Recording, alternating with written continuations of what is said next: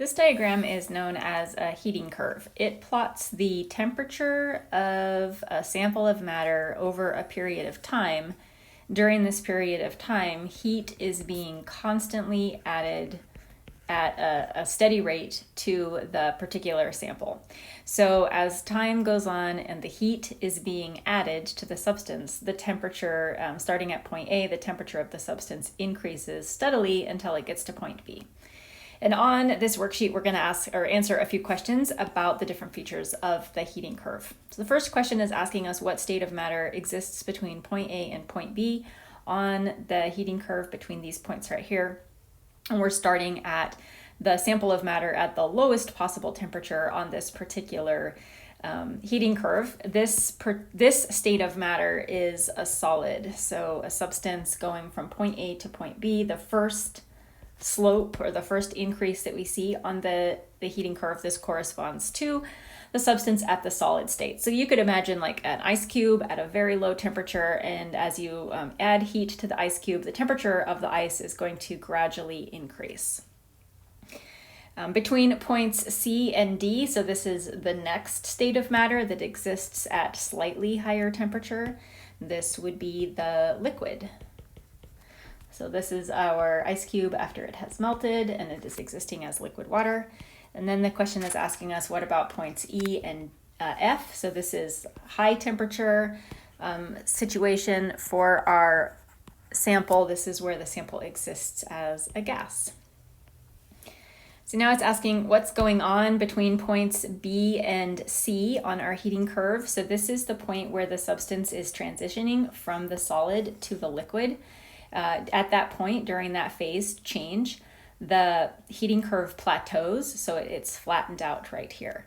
The temperature doesn't increase at this point as the substance is being converted from a solid to a liquid. And this is because all of the heat that we are adding during this particular time period here is just simply being used to convert our molecules from the solid state to the liquid state.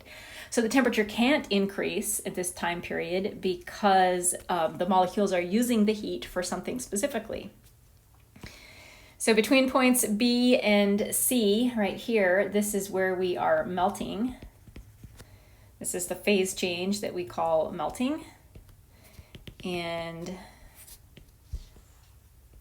when a substance is actively melting, we have solid and we also have liquid. So like imagine an ice cube. As the ice cube is actively melting, there is some solid still present, and then also it is being converted to a liquid. So you have like an ice cube in a puddle of water. What about between points D and E? This is where the substance is converting from a liquid to a gas. So this is where it is vaporizing or boiling. Maybe I'll just use that word, boiling. Converting from liquid to a gas. And again, the temperature doesn't change, even though we are still adding heat at this time. All of the energy, all of the heat that is being added in this time period is being used to convert the liquid into a gas. This is something that a lot of times people don't realize, that when a substance is boiling, the temperature of the substance is actually not increasing.